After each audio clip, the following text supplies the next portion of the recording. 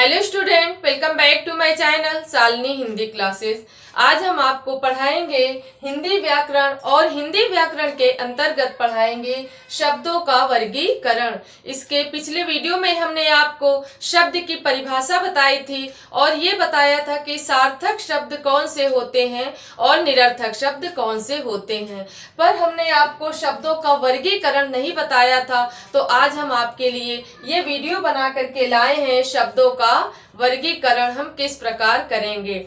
तो इसके लिए आप सभी लोगों को मेरा पूरा वीडियो देखना होगा, तब आपको समझ में आएगा कि शब्दों का वर्गीकरण किस प्रकार होता है। तो इसके पहले आप सभी लोगों को हम फिर से बता देते हैं शब्द की परिभाषा। वैसे तो हमने शब्द की परिभाषा अपने पिछले वीडियो में बताया है, पर आज हम पुनः दोहरा लेते हैं कि शब्द की परिभाषा क्या होती है। वर्णों का ऐसा समूह या कि ध्वनियों का ऐसा समूह जिसका कि कोई सार्थक अर्थ निकलता हो, उसे हम बोलते हैं शब्द। क्या बोलते हैं? शब्द। ध्वनियों का ऐसा समूह जिसका कि कोई सार्थक अर्थ निकलता हो, उसे हम बोलते हैं शब्द। क्योंकि अर्थ दो प्रकार शब्द तो होते हैं, एक सार्थक होता है पर एक होता है निरर्थक। वो हमने आपको बताया था कि सार्थक कौन से होते हैं और निरर्थक कौन से। जैसे हमने बोला किताब, फिर उसके बोला पानी, या कि बोला बोर्ड, या बोला मार्कर। ये सब क्या है? इनका कोई सार्थक अर्थ है। क्योंकि जब हम इनको देखते हैं या कुछ मान लिया हमने बोला मार्कर, तो हमारे दिमाग में एक तस्वीर छप करके आ गई कि इसका प्रयोग क्या कहाँ पे होता है, तो इसका प्रयोग लिखने में होता है। तो इसलिए जिन शब्दों का कोई सार्थक अर्थ होता है उन्हें हम बोलते हैं, क्या बोलते हैं? शब्द। तो हम शब्द को पढ़ने से पहले सबसे पहले जब हम व्याकरण की शुरुआत करते हैं तो वर्णमाला से करते हैं। तो जब हम वर्णमाला के बाद वर्ण के बाद फिर एक शब्द होता है और शब्द के बाद फिर होता है वाक्य। तो वही चीज है कि जब हम व्याकरण को शुरुआत होती है तो वर्ण से होती है, वर्णमाला से होती है, और वर्णमाला को फिर हम आपस में जोड़ते हैं तो एक शब्द बनता है, और फिर हम शब्दों को आपस में जोड़ते हैं तो वो एक वाक्य तैयार होता है। तो आज हम आपको बताते हैं कि शब्दों का वर्गीकरण हम किस प्रकार करेंगे। सबसे पहले रचना के आधार पर। नंबर 1 होता है रचना के आधार पर। किसके आधार पर? रचना के आधार पर। तो रचना के आधार पर 3 होते हैं। नंबर 1 होता है ऋण, ऋण शब्द। नंबर 2 यौगिक शब्द, और नंबर 3 होता है योग ऋण शब्द। कौन सा होता है? योग ऋण शब्द। यौगिक शब्द होता है और फिर तीसरा होता है योग ऋण शब्द। ये होता है रचना के आधार पर। किसके आधार पर? रचना के आधार पर। फिर नंबर 2 प्रयोग के आधार पर। प्रयोग के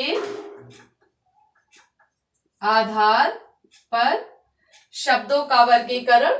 नंबर 1 रचना के आधार पर, तो रचना के आधार पर ऋण शब्द, यौगिक शब्द और योग ऋण शब्द। और इसके बाद है प्रयोग के आधार पर।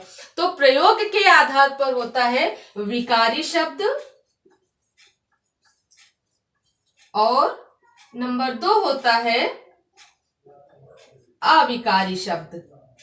अविकारी शब्द, विकारी शब्द और अविकारी शब्द।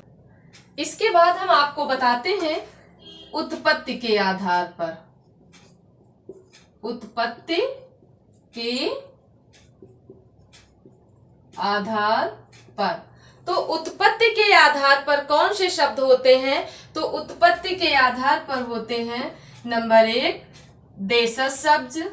कौन सा होता है? देशज शब्द। नंबर 2 विदेशी शब्द। नंबर 3 तत्सम शब्द।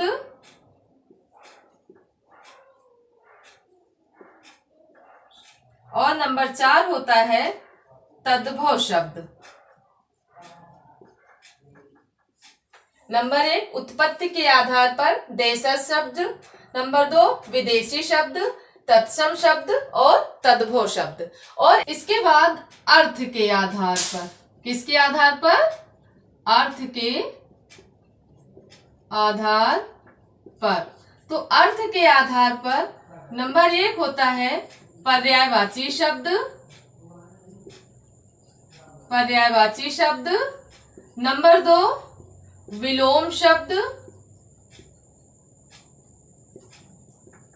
विलोम शब्द, और विलोम शब्द के बाद होता है एकार्थी शब्द, एकार्थी शब्द, और नंबर 4 होता है अनेकार्थी शब्द। पर्यायवाची शब्द, विलोम शब्द, एकार्थी शब्द और अनेकार्थी शब्द। इस प्रकार हमने आपको बताया शब्दों का वर्गीकरण। तो शब्दों का वर्गीकरण 4 भागों में हमने बताया। नंबर 1 रचना के आधार पर, तो रूढ़ शब्द, यौगिक शब्द और योग रूढ़ शब्द, और इसके बाद हमने आपको बताया प्रयोग के आधार पर। तो प्रयोग के आधार पर हमने बताया कि देशज शब्द, विदेशी शब्द, तत्सम शब्द और तद्भव शब्द, और इसके बाद उत्पत्ति के आधार पर, तो उत्पत्ति के आधार पर विकारी शब्द और अविकारी शब्द, और इसके बाद नंबर 4 है अर्थ के आधार पर, तो पर्यायवाची शब्द, विलोम शब्द, एकार्थी शब्द और अनेकार्थी शब्द। इसके बाद जो रूढ़ शब्द कौन से होते हैं और योग रूढ़ शब्द कौन से होते हैं, तो इनकी बात हम आपसे अगले वीडियो में करते हैं। तो आज का ये वीडियो आपको कैसा लगा? अच्छा लगा होगा। वीडियो को लाइक करिए, चैनल को सब्सक्राइब करिए और ज़्यादा से ज़्यादा आप लोग शेयर करिए। मिलते हैं हम अपने अगले वीडियो में अपने नए टॉपिक के साथ।